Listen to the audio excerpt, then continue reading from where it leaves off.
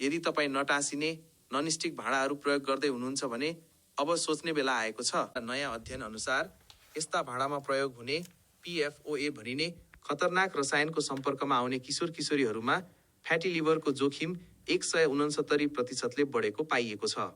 यस्तै अर्को रसायन PFHXS ले त यो जोखिमलाई 500% भन्दा बढीले बढाइदिन्छ, विशेष गरी ती किशोर किशोरीहरूमा जसमा कलेजोको समस्या निम्त्याउने विशेष वंशानुगत गुण हुन्छ। यी रसायनहरू हाम्रो शरीरमा वर्षौंसम्म र वातावरणमा दशकौंसम्म रहिरहन्छन्। यसले हर्मोन, बोसोको पाचन प्रक्रिया र इन्सुलिनको कार्यक्षमतामा गम्भीर असर पुर्याउँछ, जसको सबैभन्दा बढी प्रभाव बढ्दो उमेरका बालबालिका र किशोर किशोरीमा पर्छ। अझ चिन्ताको विषय त के छ भने धूम्रपान गर्ने युवाहरूमा यी रसायनहरूले कलेजोलाई झन् छिटो क्षति पुर्याउँछन्।